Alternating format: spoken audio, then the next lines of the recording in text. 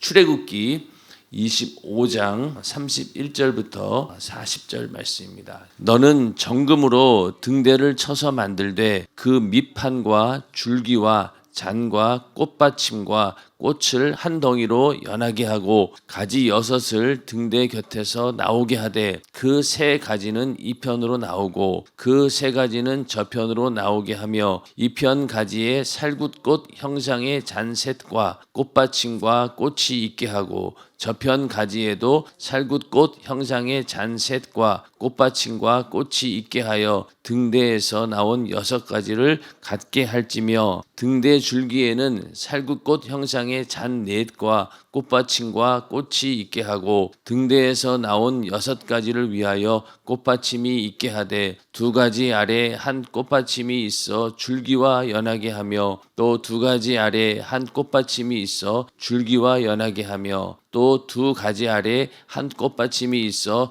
줄기와 연하게 하고 그 꽃받침과 가지를 줄기와 연하게 하여 전부를 정금으로 쳐 만들고 등잔 7을 만들어 그 위에 두어 앞을 비추게 하며 그 불집게와 불똥 그릇도 정금으로 만들지니 등대와 이 모든 기구를 정금 1달란트로 만들되 너는 삼가 이 산에서 내게 보인 식양대로 할지니라. 아멘. 자, 오늘은 출애굽기 25장 31절부터 40절 말씀을 중심으로 등대에 숨겨져 있는 의미라는 제목으로 함께 은혜를 나누고자 합니다. 출애굽기 25장 31절부터 40절 말씀 읽었는데 내용이 좀 이해가 되세요? 어제 설명을 잘 들으셨으면은 등대의 구조에 대해서 이해를 할 수 있습니다. 받침이 있고 줄기가 있고 가지가 있고 이것을 성부와 성자와 성령 삼위 하나님의 역사를 의미한다라고 얘기했고 여기 보면은 여기도 3개 각 여기 가지마다 6개씩이죠. 6개씩 3개니까 18개가 됩니다. 이런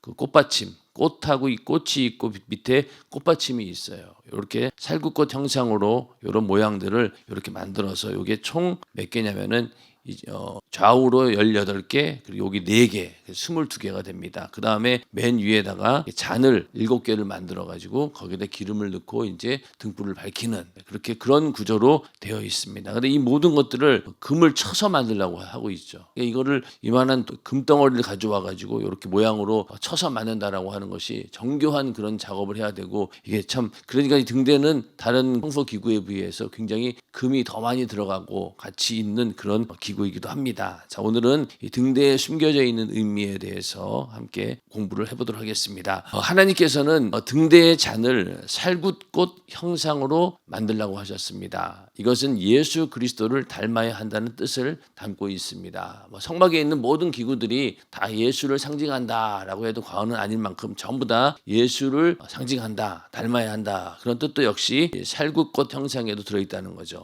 한글 성경에는 살구나무로 번역되어 있지만 실제로는 아몬드 나무인 이 나무는 팔레스타인 지방에서 우기를 지나 건기로 갈 때인 봄에 가장 먼저 꽃을 피웁니다. 따라서 살구나무 열매는 모든 나무 중에 첫 열매가 됩니다. 원래 이 그 살구나무라고 하지만은 이 아몬드 나무예요. 아몬드 나무. 그런데 이제 아몬드 나무를 이제 우리나라에서는 볼 수가 없고 또 우리나라 성경이 중국에 있는 성경을 이렇게 번역을 했기 때문에 그 가운데 아몬드 나무라고 하는 이것이 이제 없다 보니까 살구나무로 이렇게 번역이 된 거예요. 원래는 아몬드 나무입니다. 근데 이 아몬드 나무는 이 팔레스타인 지방에서 이제 우기를 지나 건기, 이제 우기는 비가 올 때, 또 건기는 비가 오지 않는 때. 이스라엘 이 팔레스타인 지방은 딱 정해져 있어요. 그냥 우기 어느 때까지는 비가 오고 어느 때까지 아예 비가 오지는 않습니다. 확실하게 구분이 되어 있는데 이제 건기로 지나갈 때 우기를 지나서 건기로 지나갈 때 봄에 가장 먼저 꽃을 피우는 그 나무가 바로 아몬드 나무고 그 이제 살구나무 열매가 모든 나무 중에서 첫 열매가 된다. 그런 의미에서 이 살구꽃 형상이 바로 예수 그리스도를 의미하고 있습니다. 왜냐하면 예수님께서는 부활의 첫 열매가 되시는 분이다. 그렇기 때문에 이 꽃이 핀다라고 하는 것은 겨울이 지나고 이제 봄이 오는 거잖아요. 우리 영적으로 봤을 때도 영적인 어둠에서 이제 부활의 아침이 온다. 그랬을 때 제일 첫 열매가 되는 분이 바로 부활의 첫 열매가 되시는 분이 예수 그리스도이시고, 이 살구꽃 형상을 바로 예수 그리스도다 이렇게 말씀을 하고 있습니다. 자, 성경 민수기 17장을 보면 살구나무 싹이 난 아론의 지팡이가 나옵니다. 고라당파가 일으킨 반역을 잠재우려고 모세가 12지파에게 지팡이를 하나씩 가져오게 했는데 그중 아론의 지팡이에서만 싹이 나고 열매가 맺었습니다. 이 내용은 여러분들이 아마 성경을 보셨기 때문에 잘 아실 거예요. 고라당파가 반역을 하게 됩니다. 그럴 때 12지파에 지팡이를 하나씩 가져오라고 했는데 그 가운데서 아론의 지팡이에만 싹이 난 것이죠. 그러니까 너희가 이 하나님께서 정하신 그 권위에 대해서 절대로 도전해서는 안 된다. 너희가 보기에 아론이나 고라당파나 별 다른 거 없어 보이지만 그러나 하나님께서 세우신 그런 제사장 그쪽이 바로 아론이다. 이런 것을 분명히 보여주기 위해서 아론이 가져온 지팡이에만 싹이 나고 열매가 맺었던 것입니다. 이렇게 메마른 살구나무 지팡이에서 싹과 열매가 난 것은 사망에 속했던 인간이 예수 그리스도의 생명으로 구원받고 부활하고 성장해서 열매 맺는 것을 의미합니다. 이처럼 살구나무는 어둠과 죄악으로 꽁꽁 얼어붙은 인류를 봄처럼 깨우신 예수 그리스도, 부활의 첫 열매이신 예수 그리스도를 상징합니다. 자, 오늘날 우리들도 예수 믿기 전에는 어떤 존재였습니까? 아무짝에 쓰잘데기 없는 지옥의 형벌을 받아 마땅한 자고 그 지옥의 쓰레기처럼 버려져야 되는 그런 정말 메마른 막대기보다도 못한 그런 존재인 거예요. 그런데 그 메마른 막대기에 우리도 이 살구꽃이 핀 거죠. 예수 믿게 되면서 우리 안에 예수의 생명이 공급되었고 그로 인해서 죽은 줄 알았던 그런 막대기에서 꽃이 피고 열매를 맺게 됩니다. 예수를 믿고 내 영혼이 구원받게 되고 그것도 참 감사한 일인데 우리를 또 성전에 하나님께서 직분을 주시고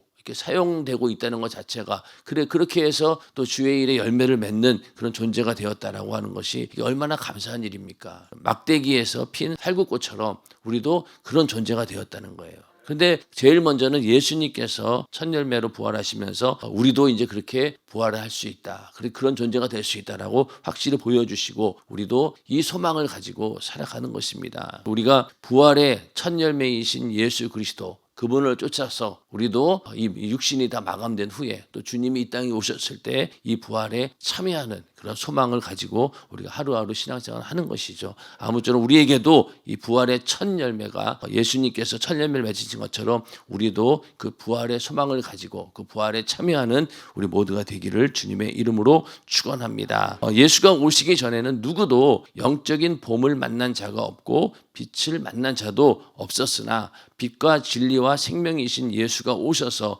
모든 인간의 얼어붙은 영혼을 녹이시고 새롭게 하시고 부활케 하셨습니다. 예수만이 다시 봄을 만든 분이시기에 예수 안에 있는 자만 살아난다는 말입니다. 우리가 예수를 믿게 되었다라고 하는 것은 내 영혼이 봄을 만났다. 그전까지는 겨울과 같은 그런 어둠 가운데 있었지만 이제 봄이 되면서 싹이 나고 생명을 얻게 되어서 우리도 예수와 함께 영원한 생명을 얻게 된 자들이라는 것입니다. 신기하지 않습니까? 이렇게 겨울에 이렇게 정말로 죽은 것처럼 있는 나무가 봄이 되면은 신기하게 이렇게 싹이 나오는 거 보면은 하나님의 섭리가 대단하구나. 겨울나무 봐가지고 이게 죽었나랑 할 정도로 아무것도 없어 보였는데 봄이 되면은 꼭 이렇게 싹이 나오고 꽃이 피는 거 보면은 여기 우리 교회 여기 주변에도 며칠 전만 해도 벚꽃이 안 폈는데 어제 보니까 막 벚꽃이 막 폈더라고요. 이게 언제 폈지? 그럴 정도로 우리도 이 썩은 나뭇가지였는데 예수 믿고 나니까 얼굴도 펴지고 건강도 좋아지고 그냥 막 생명이 넘쳐나서 저 사람 새 사람이 되었구나 할 정도로 은혜 받은 존재가 바로 우리입니다. 그래서 항상 우리는 이렇게 예수로 인해서 내가 봄을 만났다라는 그런 믿음을 가지고 즐거운 마음으로 기쁜 마음으로 신앙생활을 하는, 항상 우리가 그 신앙생활이 이렇게 꽃을 피우듯이 이렇게 만개하는 그런 신앙생활이 되시기를 주님의 이름으로 축원합니다. 자, 그 다음에 꽃받침으로 등대에 잔을 바치라 이런 부분에 대해서 보면은요, 살구꽃 형상의 잔들을 자세히 살펴보면 하나같이 꽃받침이 꽃을 잘 바치고 있습니다. 이는 하나님께서 모세에게 등대를 만들라고 명하실 때 꽃받침이 딸린 살구꽃 형상의 잔여 간에 세밀하게 말씀하셨기 때문입니다. 이 꽃을 보면서 그대로 만들라고 하신 거예요. 그런데 하나님께서는 왜 살구꽃 형상의 잔을 만들라고 하실 때 꽃송이마다 반드시 꽃받침이 있게 하라고 말씀하셨을까요? 일반적으로 꽃받침이란 꽃의 구성 요소 중에서 가장 바깥쪽에 꽃잎을 받치는 꽃의 보호기관입니다. 이런 꽃받침이 있어야 꽃이 힘있게 활짝 피며 외부의 힘에 의해 쉽게 흩날리지 않습니다. 꽃받침이 있다는 거예요. 그래야지 꽃을 보호할 수 있다는 거죠. 이런 것들을 상징적인 의미를 본다라고 하면은 꽃이 하나님의 영광을 나타낸다면 꽃받침은 하나님의 말씀을 나타냅니다. 그러기에 꽃송이마다 꽃받침을 바치라는 것은 하나님의 영광이 하나님의 말씀으로 말미암는다는 것을 상징합니다. 우리가 하나님께 영광을 올려드린다 라고 하지만은 그 모든 영광 올려드릴 때 우리는 하나님 말씀을 기준으로 해서 그 말씀을 토대로 해서 꽃을 피워야 되는 거예요.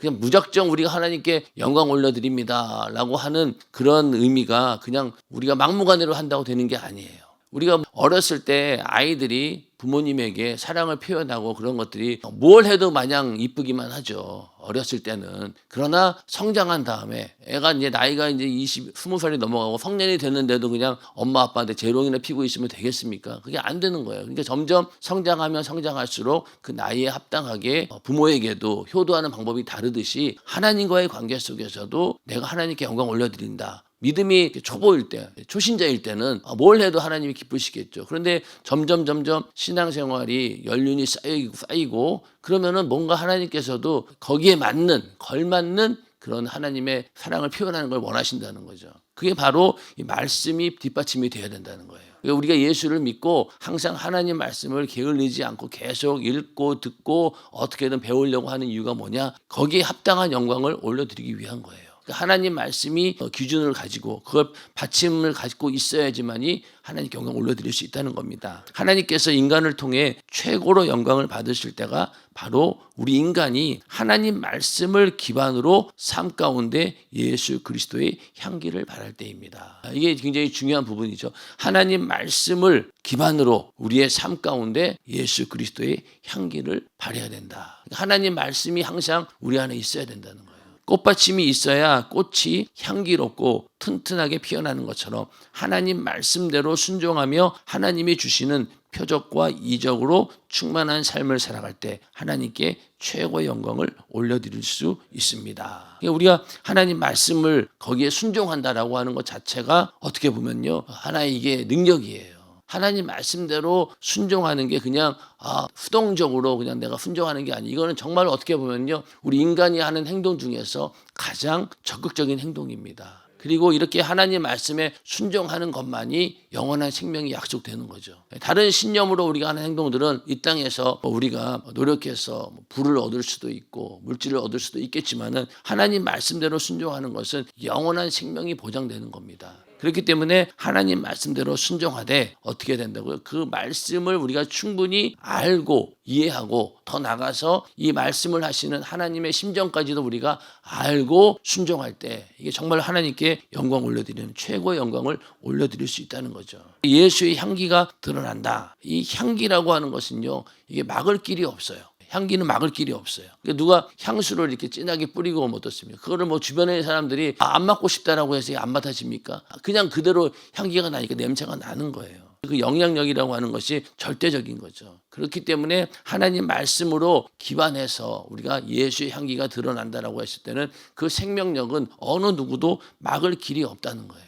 그렇기 때문에 우리가 다른 사람에게 복음을 전하고 전도할 때도 만약에 이러한 말씀을 기반으로 한 예수 그리스도의 향기가 나타낸다라고 하면은 그 거절할 수가 없는 거예요. 왠지 모르게 그 사람 말이 믿어지고 왠지 모르게 막 빨려 들어가듯이 거기에 몰입되고 그런 걸 보면은 예수의 향기가 나에게서 나타나고 있구나. 이런 예수 그리스도의 향기가 하나님 말씀을 토대로 나타나기를 주님의 이름으로 축원합니다. 이거는 거부할 수가 없어요. 냄새는 이거는 어떻게 해결할 방법이 없습니다. 오래 가요 또 이거는. 그렇기 때문에 우리 안에 그런 예수의 향기가 정말로 절대적으로 나타나야 된다는 겁니다. 이처럼 등대를 장식하는 꽃받침 하나에도 신앙생활할 때 하나님 말씀이라는 반석 위에서 해야 한다는 교훈이 담겨 있습니다. 예수 그리스도께서도 이 땅에 계실 때 내가 이 반석 위에 교회를 세우리니라고 말씀하셨습니다. 여기서 반석은 하나님 말씀이 육신이 되어 이 땅에 오신 예수 그리스도 자신을 말합니다. 교회는 이렇게 절대 깨지지 않는 진리의 말씀이신 예수 그리스도라는 반석 위에 기초를 세워야 음부의 권세와 싸워 이겨 하나님께는 영광이요 수많은 영혼에게는 풍성한 생명을 줄 수 있습니다. 내가 이 반석 위에 교회를 세우리니 이 말씀을 하기 전에 어떤 일이 있었습니까? 바로 베드로의 신앙 고백이 있었죠. 주는 그리스도시요 살아계신 하나님의 아들이다라고 하는 그 고백을 들으시고 내가 이 반석 위에 교회를 세우겠다 이렇게 말씀하셨습니다. 우리의 그 신앙 고백이라는 것이 굉장히 중요한 거예요. 그 신앙 고백을 토대로 우리 안에도 믿음이 세워지게 되는 거고 또 그렇게 신앙 고백을 한 사람들이 모인 곳이 또 교회입니다. 교회에 있는 사람들은 무조건 그 신앙 고백이 있어야 된다는 거예요. 그러다 보니 사도신경이라고 하는 게 있죠. 사도신경이라고 있는데 사도신경은 그 안에 개개인의 신앙 고백이 들어가 있어요. 근데 왜 사도신경이 문제가 되었고 특히 침례교단에서는 사도신경을 하지 않는다. 왜 그랬을까요? 이 사도신경 그 원래 그 내용 자체는요 잘못된 게 뭐 부분적으로는 있어요. 부분적으로 있긴 한데 근본적인 그 흐름은 이게 굉장히 복음적이고 하나님 말씀을 기반으로 하는 거예요. 근데 왜 문제였냐면은 이 로마 가톨릭은 이 사도신경을 가지고 어떻게 했냐면은 야 이걸 무조건 읽기만 해. 네가 그 신앙 고백의 내용을 알든 모르든 인정하든 안 하든 간에 그냥 무조건 이 신앙 고백을 읽기만 하면 넌 구원받은 거야. 이렇게 된 거예요. 침례도 마찬가지입니다. 유아 세례가 왜 나왔겠어요? 그냥 세례를 받으면 침례를 받으면 네가 구원받아. 이런 잘못 해석을 한 거예요. 그러니까 사도신경을 주면서 이걸 보고 네가 뭐 내용을 알든 모르든 간에 무조건 외워, 읽어. 그럼 넌 구원받아. 이렇게 되다 보니까 많은 로마 가톨릭의 그 교회에 있는 사람들이 정말로 예수를 신앙 고백적으로 이렇게 믿고 예수 믿는 사람들도 있겠지만은 많은 사람들이 그냥 형식적으로 그냥 이 신앙 고백 하나 했다라는 이유로 형식적으로 내가 세례를 받았다는 이유로 나는 그리스도인이다 라면서 교회에 앉아 있고 더 나가서 그 강단에 올라가서 설교를 하고 있잖아요. 그 직분자들 그런 사람들도 예수를 전혀 믿지 않는 자들이 거기 세워진다는 거예요. 로마 가톨릭이 타락하게 되었고 그때가 바로 영적인 암흑기가 된 거예요. 만약에 우리 여기 교회도 만약 우리나라가 기독교를 국교로 정하고 모든 사람들이 다 예수 믿어야지만이 그래야지만이 이 대한민국의 국민으로서 유효하다 이런 법이 있다고 칩시다. 자 그러면은요 한편으로는 야 이제 모든 사람들이 예수 믿어야 되니까 야 정말로 다 구원받을 수 있겠구나 하겠지만 그렇지 않아요. 그렇지 않습니다. 오히려 반대예요. 그 안에는 어떤 사람들이 들어온다는 거예요. 전혀 진정으로 예수 믿지 않는 그냥 겉으로만 신앙 고백을 하고 나 예수 믿습니다 라고 법적인 그런 요구 조건만 만들어서 들어온 사람들이 교회에 앉아있다고 칩시다. 그러면 그런 사람들이 전혀 티도 안 나요. 얼마나 이렇게 법이 그러니까 예수 믿는 척을 얼마나 하겠어요. 그러니까 그 가운데서는 또 학력도 있고 그런 사람들 목사로 세우고 그러다 보면 그 교회가 어떻게 되겠냐고요. 그거는 결국 그렇게 가다 보면은 그 교회가 완전히 무너지게 되고 마귀의 역사에 의해서 완전히 사로잡히게 된다는 거예요. 목회자 하나가 잘못되고 제가 만약에 목회자 입장에서 불신자예요. 예수를 전혀 믿지 않아. 그런데 겉으로만 예수 믿는 척하고 이 자리에 올라와서 여러분들에게 설교한다고 생각해 보세요. 끔찍한 일 아닙니까? 그런 일들이 바로 이 로마 가톨릭에 있었던 거예요. 그렇기 때문에 이 신앙 고백, 사도신경은 무의미하게 그렇게 읽어서는 안 된다는 거예요. 각자가 정말로 진실된 마음으로 고백을 해야지만이 그 고백이 신앙 고백으로서 의미가 있다는 겁니다. 그렇기 때문에 사도신경을 우리 교회는 사실은 침례교단이었지만 처음부터 했어요. 왜냐? 담임 목사님께서도 그 내용을 봐가지고는 이게 전혀 하자가 없거든요. 그런데 이제 여기서 조금 바꿔야 될 부분이 있었던 거죠. 거룩한 공회와 이런 것들이 있잖아요. 그런 것들은 지금 시대와 좀 맞지 않아요. 그렇게 해서 지금 바꿔서 지금 신앙 고백을 하고 있잖아요. 이게 오래전에 만들어 놓으신 거예요. 그런데 이제 지금까지 안 하시다가 하나님께서 이제 기도 중에 하라고 하셔서 하시는 것 같은데 우리도 그 의미를 잘 알아야 돼요. 그냥 침례교회니까 무조건 우리는 사도신경 안 합니다. 이게 아니에요. 사도신경 안에 있는 지금 우리가 신앙 고백이라고 하는 그 내용을 가만히 보세요. 그거 하나 뭐 하나 빠질 게 있습니까? 다 들어있어요. 그러니까 우리는 그 신앙 고백을 정말로 나의 진정한 신앙 고백으로 하게 되면 전혀 하자가 없는 거예요. 그렇기 때문에 이 신앙 고백은 하나님 말씀에 기반이 되어야 된다. 그래야지만 이게 반석 같은 믿음이 되고 우리의 신앙생활도 바로 그 신앙 고백에 기초해야 되는 겁니다. 우리가 예수를 믿고 내가 어떻게 신앙생활을 해야 될까? 뭘 해야 될까? 이런 것도 중요하지만은요, 가장 중요한 건 뭐냐? 내가 무엇을 믿고 있느냐가 중요해요. 아무리 내가 교회에서 열심히 충성을 하고 뭐 일을 한다 하더라도 먼저는 내가 무엇을 믿고 있는지 거기에 대한 분명한 확신이 있어야 되고 믿음이 있어야 된다는 거예요. 내가 뭘 믿는지도 모르고 예수 믿는다라고 하는 의미가 뭔지도 모르면서 그냥 열심히 하다 보면은요, 나중 가서는 흔들려 버리는 거예요. 내가 도대체 뭐 한 거지? 그러나 확실하게 내가 무엇을 믿고 있다라는 것을 분명히 말씀 위에 기반을 가지고 있는 사람들은요, 절대로 흔들리지 않습니다. 오히려 점점 꽃이 피어나가듯이 또 열매를 맺듯이 성장하지 흔들리지 않아요. 그렇기 때문에 말씀을 기반으로 한 우리의 신앙생활, 신앙 고백 이거 있어야 된다는 겁니다. 하나님 말씀이 기초가 되지 아니한 어떤 인위적인 것에도 하나님께서는 절대로 역사하지 않으십니다. 우리가 교회에 와서 내가 뭘 해야 되겠다 이런 생각보다는 내가 이 교회에 와서 말씀 듣고 은혜 받아야 되겠다. 그리고 내가 은혜를 받았다. 받은 은혜에 감사하는 마음을 어떻게 표현할까?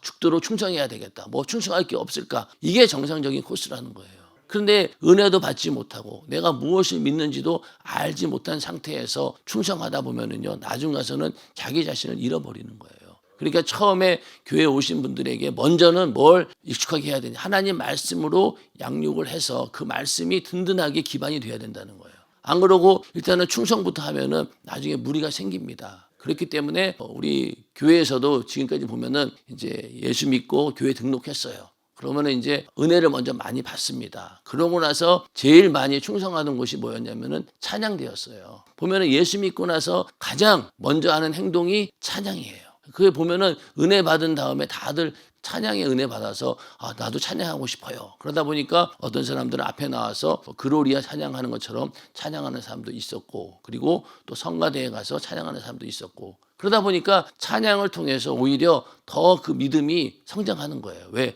계속 신앙을 고백하게 되니까. 그리고 예배하는 자리에 빠지지 않죠. 그러다 보니까 그 믿음이 견고해지는 겁니다. 그렇기 때문에 처음 오신 분들이나 신앙이 아직 연약한 분들은 어떤 자리에 충성할 것인가를 우리가 잘 고민해 봐야 되는 거예요. 그렇게 해서 그 믿음이 견고해질 때까지, 하나님께서 그 신앙 고백이 점점 풍성해질 때까지 있어야 된다는 겁니다. 하나님 말씀이라는 밑받침이 없는 일에는 하나님께서 보장하실 아무런 이유가 없기 때문입니다. 말씀을 우리가 기반으로 해야 된다. 말씀을 붙잡고 오직 믿음으로 살 때만이 그 말씀에 따르는 이적과 표적이 나타납니다. 자, 이 말씀 한번 읽어볼까요? 시작. 믿는 자들에게는 이런 표적이 따르리니 곧 저희가 내 이름으로 귀신을 쫓아내며 새 방언을 말하며 뱀을 집으며 무슨 독을 마실지라도 해를 받지 아니하며 병든 사람에게 손을 얹는즉 나으리라. 아멘. 자, 이 말씀은 모든 믿는 자들에게 해당하는 말씀입니다.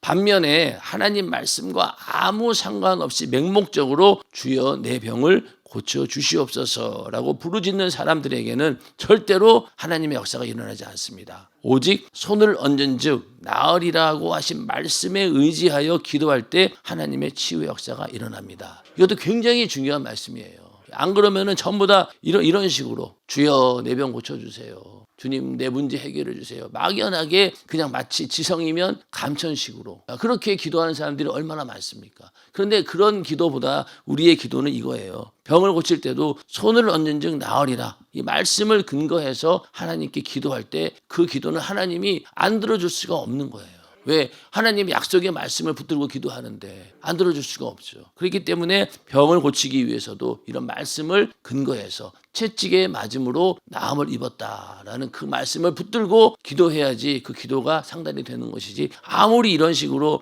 주여 내 병 고쳐주세요 이렇게 했다가는 그냥 시간만 가는 거예요. 말씀을 붙들고 우리가 말씀에 의지해서 기도할 때 이런 역사가 나타나는 겁니다. 너희는 가서 병을 고치고 귀신을 쫓아내고 약한 자를 고치고 저주받은 자를 축복하라고 하신 하나님 말씀이라는 받침이 있기에 그 말씀을 믿는 자에게는 이적과 표적과 능력이 어제나 오늘이나 영원토록 동일하게 나타나는 것입니다. 이 말씀을 기반으로 한 이런 믿음이 있을 때 이런 역사도 일어난다는 겁니다. 간혹 하나님 말씀에도 없는 말을 하면서 하나님께 계시를 받았다며 사람들을 미혹하는 자들이 있습니다. 성경에 없는 계시는 계시가 아닙니다. 성경은 성령의 감동으로 기록한 책입니다. 그러므로 성령으로 받은 계시라면 반드시 성경 안에 그 말씀이 있어야 합니다. 성경에 없는 계시를 말하고 있다면 그것은 악한 영의 역사입니다. 이거 분명히 이것도 우리가 아셔야 돼요. 어디 가서 뭐 예언한다라고 하는 사람들 그 예언이 하나님 말씀을 근거하고 있느냐 그걸 우리가 분별해야 되는 거예요. 근데 대부분 그런 사이비처럼 하는 사람들은요 말씀을 가지고 하지 않아요. 무당식으로 그렇게 해요. 그러니 그거에 또 미혹되는 사람들도 많이 있죠. 그래서 절대로 우리는 그렇게 하면 안 되고 예언이라고 하는 것은요 하나님 말씀을 기반으로 합니다. 예언은. 그렇기 때문에 하나님 말씀을 벗어난 이런 것들을 우리가 잘 분별해야 된다는 거죠. 예수께서도 많은 사람이 자신의 이름으로 선지자 노릇하고 귀신을 쫓아내고 권능을 행한다 하더라도 하나님 말씀과 하나님 뜻을 따르지 않는 것은 불법이라고 했습니다. 이것을 분별하지 못하는 이유는 말씀이라는 밑받침이 없기 때문입니다. 그러니까 말씀을 잘 알고 있는 사람들은 절대 이런 데 속지 않아요. 그 하는 말이 아무리 달콤해 보이고 그 자리에서 막 이적과 표적이 나타난다 하더라도 우리는 일단은 그것을 말씀으로 잘 분별하고 그 사람이 하는 말을 그 외에 다른 말도 들어보는 거예요. 저 사람이 저렇게 얘기는 하지만은 정말로 하나님 말씀을 근거해서 하고 있는가? 이걸 잘 분별을 하고 우리는 들어야 된다는 겁니다. 잘못했다가는 내 영혼이 사냥당하는 거예요. 이런 일은 절대 안 되고 항상 우리는 뭘 중심으로 교회라고 하는 그걸 중심으로 움직여야 되는 거예요. 예언도 그렇고 신유의 은사도 그렇고 교회의 질서를 무너뜨린다라고 하면은 분명히 문제가 있는 겁니다. 항상 그 예언하는 사람들이나 통변하는 사람들이나 그 목사님의 영권 안에 있어야 되는 거예요. 만약에 거기를 벗어난다라고 하면은 무조건 문제가 있어요.